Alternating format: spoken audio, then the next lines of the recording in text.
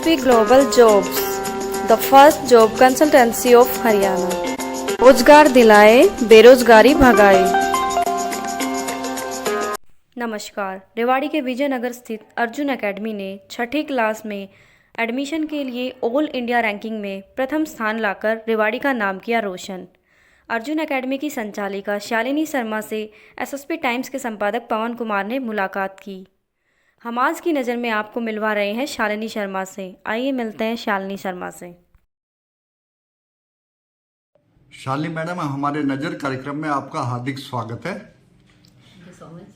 तो सबसे पहले हम आपसे ये जानना चाहेंगे कि ये जो आपने अर्जुन एकेडमी खोली है, ये किस उस पे खोली, कि आपका मेन उद्देश्य क्या था कि इस एकेडमी से क्या किया जाए? जी सर, मेरा मेन एक बैकग्राउंड जो रहा है वो टीचिंग का रहा है और मैं थोड़ी सी टीचिंग को लेके कहीं ना कहीं डिसअपॉइंटेड थी कि कुछ बच्चे जो क्वालिटी एजुकेशन डिजर्व करते हैं बट कुछ सिनेरियो की वजह से उनको कहीं ना कहीं रोक दिया जाता है कि या तो फैमिली प्रॉब्लम्स हैं या फिर टीचर्स पे बाउंडेशंस हैं कि this much you have to do. तो उस टाइम पे मुझे थोड़ा सा एक डिसअपॉइंट हुई और उन चीज़ों को लेके मैंने एक स्टार्टअप दिया कि बच्चों को एक quality education as well as discipline, punctuality हम बच्चों को सिखाएं। आपकी एकेडमी और इससे पूर्व जो रेवाड़ी ज़िले में और भी एकेडमीज हैं जो एजुकेशन को एक तरह से प्रमोट कर रही हैं, उन एकेडमी में और आपकी एकेडमी में डिफरेंस क्या है, ताकि बच्चे आपकी एकेडमी की तरफ या उनके पेरेंट्स आपकी एकेडमी की तरफ आकर्षित हो? बिल्कुल sir, last year I think 15 lakh बच्चों ने एग्ज़ाम दिया था ऑल इंडिया लेवल पे सैनिक स्कूल्स। हमने एक छोटी सी गली में ये एकेडमी रन कर रहे हैं, कुछ ज़्यादा बच्चे नहीं हैं और यहाँ से हमने इंडिया का फर्स्ट लेवल रैंक पे अर्पिता यादव, वो लड़की का जो रैंक है वो हमारे पास से पास आउट है। इंडिया में फर्स्ट सैनिक स्कूल के लिए जो फर्स्ट क्लास के फर्स्ट 6th स्टैंडर्ड में जो लिया था। बिल्कुल। तो ये अचीवमेंट है, एक आपकी एक एक्स्ट्राऑर्डिनरी अचीवमेंट है, जबकि यहाँ पे अपने जो डिस्ट्रिक्ट है यहाँ पे काफ़ी अच्छे अच्छे स्कूल्स खुले हुए हैं और आपने एक एकेडमी के माध्यम से ऐसे बच्चे को मतलब कोचिंग दी जो पूरे इंडिया लेवल पे सैनिक के जो एडमिशन थे सैनिक स्कूल के लिए उसमें फर्स्ट आया।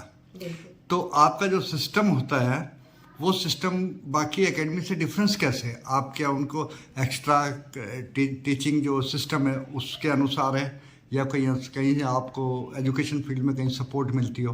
नहीं सर, कुछ एक्स्ट्रा हम कुछ ऐसा नहीं करा रहे हैं, बट जो वेस्ट ऑफ टाइम है कई चीज़ों में कि हम स्पेशली सॉरी टू से यू कि बहुत से लोग इस बात को लेके डिसअपॉइंटेड होंगे कि हम जो एक्स्ट्रा करिकुलम एक्टिविटीज़ हैं हम उन पे फोकस ना करके हम मेनली बच्चों को क्वालिटी एजुकेशन की तरफ या फिर कॉम्पिटिटिव एग्जाम्स की तरफ कि बच्चों को हम उसमें आगे ले जाना चाह रहे हैं। दैट्स इट कि एक छोटे सी चीज़ को बड़ा करना चाह रहे हैं कि छोटे छोटे सपने हैं बच्चों के और पेरेंट्स के भी। जब हमारे पास ड्रॉप करते हैं, अदर स्टेट से बच्चे हैं, डे बोर्डिंग्स बच्चे हैं, एक छोटे सपने लेके आते हैं वो, और उनको एक सिर्फ हम रूप देना चाह रहे हैं अपनी मेहनत से। अब जैसे कि आप ज़्यादातर जो बच्चों को जो कोचिंग दे रहे हैं उनकी उम्र लगभग 10 साल से कम की मानी जाती है। लगभग अगर हम मानते हैं कि भाई 3 साल 4 साल में अगर कोई फर्स्ट में है तो लगभग 6 तक आते आते उसकी उम्र 10 साल होगी। तो क्या आपकी एकेडमी उस चीज़ को अनुभव करती है कि इतने छोटे बच्चों के ऊपर स्ट्रेस ना डाला जाए? क्योंकि बच्चे को अगर ज़्यादा हम लोग एजुकेशन की तरफ ध्यान देंगे, उनको आवर्स जो स्टडी आवर्स है वो बढ़ाएंगे, तो वो एक तनाव महसूस करता है बच्चा कि उस तनाव को दूर करने के लिए आप क्या करेंगे? सर, पहली चीज़ कि स्टडी में कभी भी तनाव नहीं आएगा अगर हम उसको टीचिंग मेथड इंटरेस्टिंग बना दें। अगर मैं मैथ के पीरियड्स 1 आवर की बजाय 2 आवर्स में लूँ तो उसमें हमें एक ब्रेक टाइम चाहिए, 5 मिनट्स का ब्रेक हम बच्चों के साथ उसको एक तरीके से हम एंजॉय करें। आफ्टर दैट अगर हमने उनको पढ़ाया अच्छे से है तो वो 1 का 2 भी पढ़ सकते हैं। तो अभी जैसे कि आप सैनिक स्कूल के लिए तैयारी करा रहे हैं, नवोदय स्कूल के लिए भी मेरे ख्याल आप करा रहे होंगे और सेंट्रल स्कूल के भी मेरे ख्याल शायद बिल्कुल सर। यहाँ पे सेंट्रल स्कूल इंडिया में में अभी डिस्ट्रिक्ट की बात करें तो रेवाड़ी में शायद एक स्कूल है देहरादून में, राष्ट्रीय इंडियन मिलिट्री कॉलेज। उसमें 8th स्टैंडर्ड में बच्चे लिए जाते हैं और एक स्टेट से एक ही बच्चा जाता है। तो अभी शायद यहाँ किसी भी अकेडमीज या स्कूल ने नेम टैग तो दिया है RMC की प्रिपरेशन, बट अभी तक किसी ने सोचा नहीं है उसके बारे में। तो इस साल मैं कोशिश कर रही हूँ कि मैं वो प्लेटफॉर्म भी रेडी करूँ कि लास्ट ईयर जैसे हमने फर्स्ट रैंक दिया है सैनिक स्कूल में, और सिविलियन के 2 एडमिशन्स थे जो कंफर्म थे मिलिट्री स्कूल्स में अजमेर। तो आप जैसे स्पेशलाइजेशन जो आपकी है वो मिलिट्री स्कूल की, सैनिक स्कूल की है, तो उसके लिए एक नीड होती है कि भाई एक नॉर्मली जो सब्जेक्ट है, सब्जेक्ट पढ़ाने के साथ साथ उनको मिलिट्री ट्रेनिंग्स की भी ज़रूरत है या उनके एजुकेशन की भी ज़रूरत होती है कि भाई हम आर्मी, एयरफोर्स, नेवी की अगर बात करें तो एक उनकी उससे संबंधित भी आप कुछ ट्रेनिंग या उनको नॉलेज देते हैं बच्चों को, ताकि वो उनकी नींव है वो अच्छी बने, मजबूत बने। जी सर, टाइम टाइम पे उनकी काउंसलिंग्स होती हैं, उन्हें बताया जाता है और उनको स्कूल के लिए अवेयर इसीलिए किया जाता है कि अगर आप वहाँ पहुँचते हैं तो सबसे पहले मेनली आपका जो डिसिप्लिन और पंक्चुअलिटी जो बहुत से स्कूलों में डिस्टर्ब है, वहाँ जाने के बाद वो टाइमली बच्चे पंक्चुअल हो जाते हैं उस चीज़ को लेके, एक डिसिप्लिन में आना, मॉर्निंग में अर्ली मॉर्निंग उठना, तो वो चीज़ें कहीं ना कहीं कंट्रोल में धीरे धीरे आ जाती हैं। यहाँ भी हम बच्चों को सुबह 5 o'clock उठाते हैं, मॉर्निंग में जो उनको 5 to 7 हम योगा क्लासेस हैं, एक्सरसाइज क्लासेस हैं, ताकि एक बच्चे को यानी फिजिकली भी आप प्रिपरेशन पूरा कराते हैं, मतलब चाहे स्पोर्ट्स हो चाहे योगा हो, उसको भी बराबर से आप ये मेंटेन करें ताकि फिजिकली वो बच्चा सही रहे। बिल्कुल। अब हम MNS राय की बात करें, मोतीलाल नेहरू स्पोर्ट्स स्कूल जो 5th स्टैंडर्ड में बच्चों को लेता है, तो 9 to 11 एज क्राइटेरिया है। उसमें जो 800 मीटर की रेस बच्चे को फिजिकल करके दिखाना है, 800 मीटर की रेस उसे 3:15 मिनट में, यानी कि 3 मिनट 15 सेकंड में बच्चे को करनी है। तो अब हमारे बच्चों की अगर आपको मैं रेसेस दिखाऊं तो वो 3 मिनट में कवर कर रहे हैं 800 मीटर। तो अभी जैसा आपने कहा कि अर्जुन एकेडमी है, ये सैनिक स्कूल तक के बच्चों को मतलब कोचिंग दे रही है, लेकिन नियर फ्यूचर में अगर आपको अवसर मिला इस एकेडमी को वाइड करने का कि तो जैसे मान लो कि 10वीं के या 12वीं के बाद 10th और 12th के बाद जो आदमी जो बच्चा है वो कैरियर अपना चूज करता है, मेडिकल हो गया या इंजीनियरिंग हो गया या फिर वो NDA या CDS के माध्यम से डिफेंस में जाना चाहता है, तो इस बारे में भी कोई आपका नेक्स्ट स्टेप रहेगा? सर अभी तक सोचा नहीं है, but in future we also planning this कि हम बच्चों के लिए ये भी एक प्लेटफॉर्म रेडी करें। नहीं, कौन सा डिफेंस है? CDS, NDA, I love CDS and NDA and CDS को आप प्रेफर करेंगे बजाय इंजीनियरिंग और मेडिकल एंट्रेंस के बजाय? बिल्कुल। तो आप अभिभावकों को कैसे समझा लेते हैं, जो पेरेंट्स होते हैं बच्चों को, उनको समझाने में कैसे कामयाब रहते हैं? उनको क्या स्पेशल ट्रीटमेंट देते हैं कि वो अपने बच्चों को आपके यहाँ से कोचिंग दिलवाएं? ट्रस्ट नहीं, ट्रस्ट तो एक ब्लाइंड ट्रस्ट के या trust? Sir not blind trust, मैं इसको ट्रस्ट ही कहूँगी। तो ट्रस्ट के लिए एक्सप्लेनेशन मांगा जाता है कि भाई वो विश्वास करें, तो आप पे कैसे करें? विश्वास करने के लिए उन्हें मुझे चांस देना पड़ेगा, चांस पे मैं उन्हें कुछ करके दिखाऊंगी। अदरवाइज देखिए कोई भी चीज़ है, every time is first time. अगर हम उनको मौका ना दें तो वो कभी फुलफिल नहीं हो सकती। एक टीचर है, एक स्टार्टअप लेता है तो हर स्कूल ये कह देता है he is the fresher, yes is the fresher.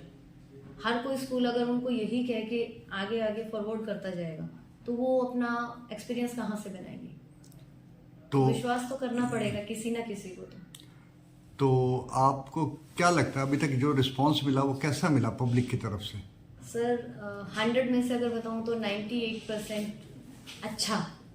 98% आपको पॉजिटिव रिस्पांस मिला? बिल्कुल, लोगों ने ट्रस्ट किया और उस ट्रस्ट पे मैंने भी खरा उतरने की कोशिश की। मैं 100% तो नहीं कहूंगी क्योंकि हर किसी को सेटिस्फाई करना हमारे हाथ में नहीं है, बट 98% भी काफी ज्यादा होता है जो भी अनएक्सपेक्टेबल है। मतलब 98 भी अबाव 60 कह लो तो वो सारा एक उम्मीद से ज्यादा है। बिल्कुल सर। तो अब पेरेंट्स को हम सिर्फ कोशिश यही करते हैं कि अगर आपका बच्चा मेरे पास 10% आया है तो मैं आपको 20% करके दूँ। मैं ये तो नहीं कह सकती कि मैं 100% 1 ईयर में कंप्लीट कर दूंगी, बट डेफिनेटली एक बात की एश्योरिटी करती हूँ कि आपके बच्चे में आपको चेंजमेंट्स मिलेंगी और पॉजिटिव, नॉट नेगेटिव। अब बात आती है जो सबसे बड़ी जो फैक्टर है कि बच्चे या उनके अभिभावक अपने बच्चों का एडमिशन किस लिए आपकी एकेडमी में लें। एक तरफ तो बात आ जाती है कि टैलेंट की, कि जो आपने उनको शो करा है कि जो इंडिया लेवल पे जो फर्स्ट रैंक आया वो आपकी उपलब्धि है। दूसरी तरफ ये होता है कि फीस स्ट्रक्चर की हम बात करें कि क्या बच्चों के लिए वो जो आप फीस स्ट्रक्चर आपका है वो अफोर्डेबल है या कुछ उससे ज़्यादा है, उम्मीद से ज़्यादा है। सर उम्मीद से ज़्यादा तो मैं नहीं कहूँगी। एक जो नॉर्मल हॉस्टल के साथ हम सीनियर क्लासेस की बात करें तो हम 1.5 लाख रुपए लेते हैं। 1.5 लाख रुपए पर एनम का आपका और स्मॉल चार्ज। क्लासेस हैं उनका हमारा 1 लाख रहता है। उसके अलावा बच्चों को स्कॉलरशिप देते हैं इफ स्टूडेंट आर टैलेंटेड, या कुछ स्कॉलरशिप्स ऐसी होती हैं जो मैं हिडन रखती हूँ, बताती नहीं हूँ, ठीक है, कि किसी को नीड है तो एक एज ए चैरिटी मान लीजिए, या वो बच्चा हॉस्टल में फ्री रहेगा या फिर हम उसको बुक्स वगैरह या व्हाटएवर जो भी हमें लगता है कि ये टैलेंटेड है बट इसको टैलेंट दिखाने का मौका नहीं मिल रहा है। मैं कोशिश करती हूँ एवरी ईयर्स, जो मेरे पास अगर मैं 100 की स्ट्रेंथ रखती हूँ तो उसमें 10 स्टूडेंट्स ऐसे हर साल होंगे जिनको मैं कहीं ना कहीं पढ़ाना अब जैसा कि आपने फीस स्ट्रक्चर की बात करी कि 1.5 लाख रुपए पर आपका एनम चार्जेस होता है, फीस स्ट्रक्चर जो है आपका वो ये है। और जबकि अपने रेवाड़ी शहर में जो IIT JEE वगैरह और नेट की तैयारी कराते हैं उनका भी जो है फीस स्ट्रक्चर है वो आपसे कम है। सेकंड, अगर तुलना कंपेयर आपका GD गोइंका स्कूल से करें, जिसको एक अच्छे स्कूलों में गिना जाता है GD गोइंका को, तो उसके लगभग अप्रॉक्सीमेटली उसके बराबर आपका फीस स्ट्रक्चर है। तो आप अपने इनको पेरेंट्स को कैसे सेटिस्फाइड कर पाएंगे कि पेरेंट्स को सेटिस्फाई करने के लिए अगर आपने GD गोइंका की बात की है तो उसका 5th स्टैंडर्ड का बच्चा और मेरा 3rd स्टैंडर्ड का बच्चा, मतलब GD गोइंका का 5th स्टैंडर्ड का बच्चा और आपका 3rd स्टैंडर्ड का वो इक्वल माने जाएंगे। तो ये आप अपने विश्वास के साथ कह सकते हैं। बिल्कुल। आपका हमारे कार्यक्रम में आने के लिए हार्दिक धन्यवाद। Thank you.